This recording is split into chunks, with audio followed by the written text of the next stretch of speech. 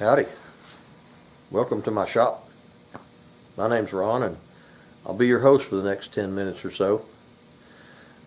Being a fourth generation carpenter, wood is that's my language. It's my living, it's my hobby, it's my passion. One of those passions is making stocks. I've never had any formal training in this. I just wanted to put a piece of wood on a gun one day, and I seemed like that'd be a pretty unique challenge, so I tried it. And been going at it ever since, but honestly, I owe a lot of my success to my customers, my friends that have suggested this or that, different ways of doing it to produce a better outcome. And so I appreciate them. I owe them a great deal. The finish that I use was suggested by a friend of mine that owns a gun shop in Georgia, a guy named Dan. I've been friends with him for many years, and I owe him for that knowledge. So I don't suggest that my way is the only way. That's just not the case. I picked up my abilities to do this from watching other people and seeing other things and then figuring out how to do that. So it's a process. Some ways are better, cleaner, faster. They require less effort. On and on it goes. And I'm open to learning new and better ways. I'm always looking for that. My grandfather used to say, never let a day go by that you don't learn something. So when I do, I'll often look up, thanks, Pop, because no matter how old you get, you still need to be learning new things. So come on in, see what's going on today. Okay, today I'm working on a stock that I've already got inletted. I've already got it bedded. This is a Mauser, Brazilian Mauser. It's been rebarreled, and I believe they've changed the safety and like that. It's a custom rifle. I don't even know the caliber. I think it may be a 300 Winchester short mag. I'm not sure. But anyway, this is a customer friend of mine. And I've got today I'm going to put the butt pad on and the grip cap. There's a grip cap that goes right there. And so I need to determine now the true center. When I first start a stock, the first thing I do after I rough it out is put a center line, that pencil line down there, all the way around. All the way around the whole thing is a center line. Everything goes off that center line when I'm working on it. Everything, the measurements both directions, left and right, everything. But when you get done with it, invariably it's the barrel, the bore does not always line up with that center line. You may be a 16th or a 32nd off, or maybe even an 1/8. You've got some wiggle room this way because you've got a lot bigger blank, a lot more wood than you need, the thickness.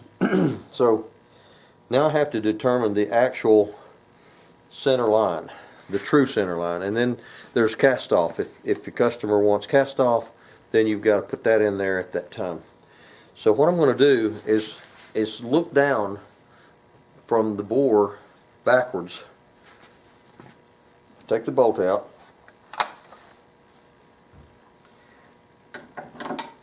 Go ahead and get rid of that, and then there's a hole. You can see down that hole. And I'm going to look down that hole and I'm going to line it up with where that hole lines up with the butt. And I'm going to determine my actual center line. Now in this case, he doesn't want any cast off. And so I'm going to determine the true center line, and I'm going to adjust the center line that I have drawn. And then I'm going to cut the length off. He wants a 13 and something. 13 3/4 length of pull, which is determined from your trigger, from the back of the front of the trigger to the back of the butt pad, and I'll cut that length off at that time. I got the rifle mounted in a vise where I can keep it fairly secure.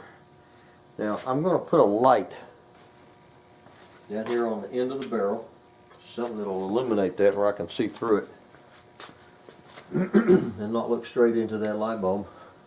something like that. I'm going to take a straight edge.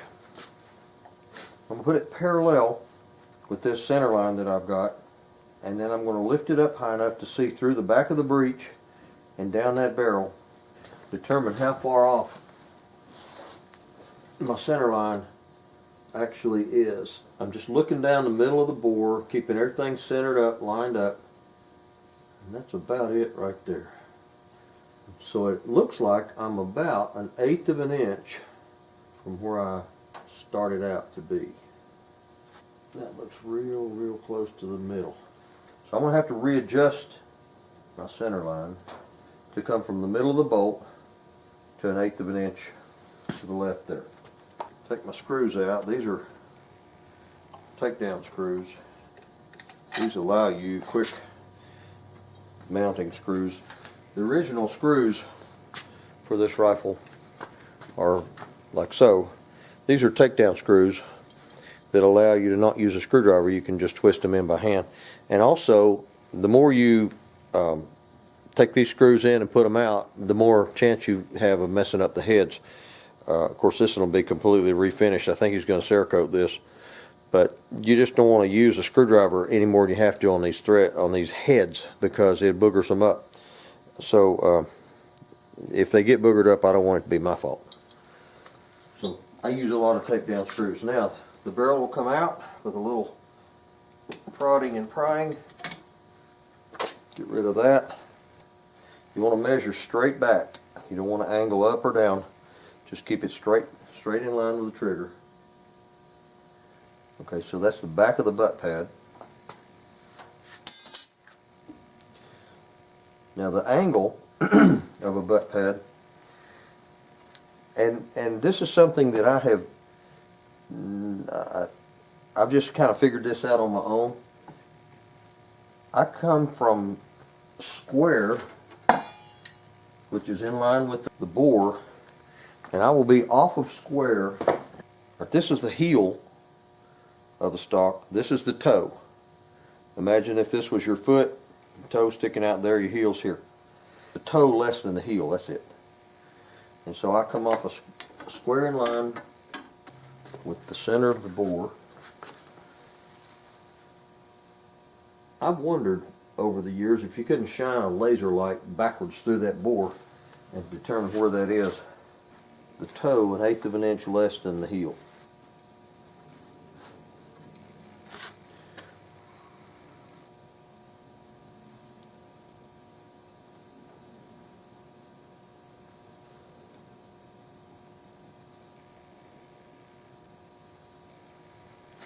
So there's my cut line.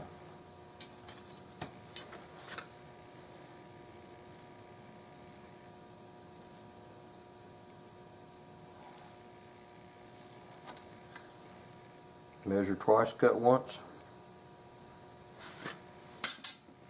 There we go.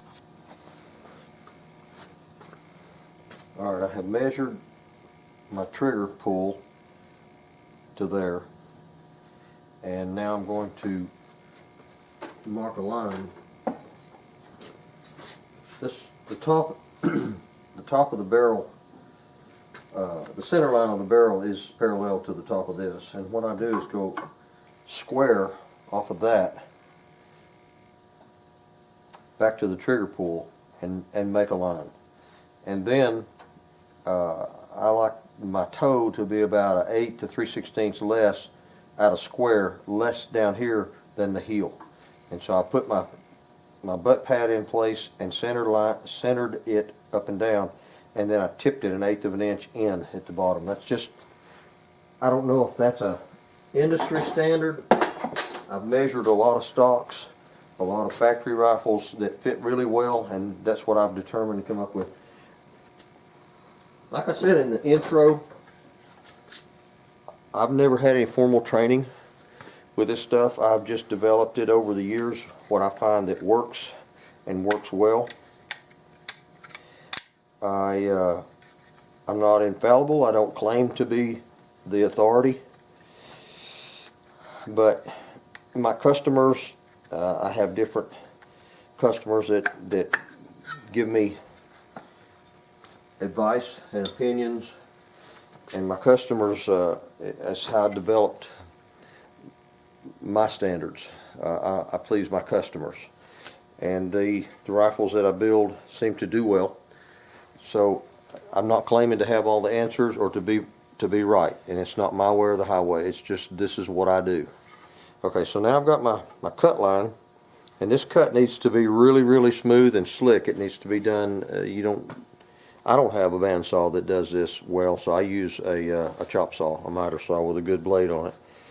A lot of times I will cut it about a 1/16 of an inch long and then sand that last 1/16 off, which even a sander, even a disc sander, cannot be quite as accurate as a good cut-off saw.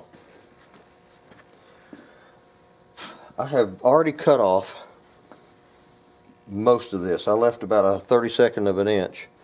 And I line my angle up on my saw so that I can press the top of it tight there against the fence.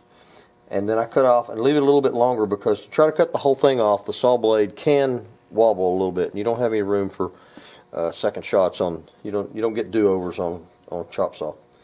So cutting off a 32nd is not that big of a deal, and it'll cut truer. So I cut it off a little long, get rid of that, and get my angle correct. In this case, I was almost a degree off, just a little bit. So now I've got it parallel to my line. All right, I got my angle set.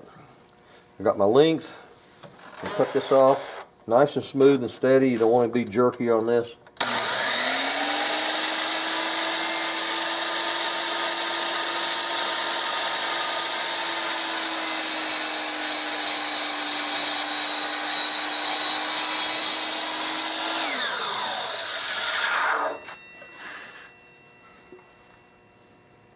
Pretty good cut.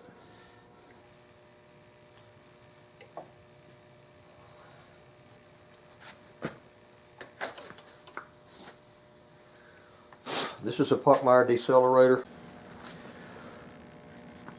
Well, thanks for choosing to spend your time here with me today. I hope you've enjoyed this program. I'll try to post a new segment each weekend.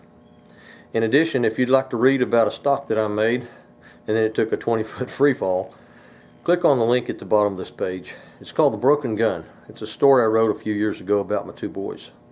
Sometimes life's hard and things get broken. Now and then we get a chance to fix them. I'm so grateful for the opportunity I had to repair this broken stock. It led to a restoration that I never could have imagined. As always, if you like this video, please click the like button and share this with your friends. Have a great day.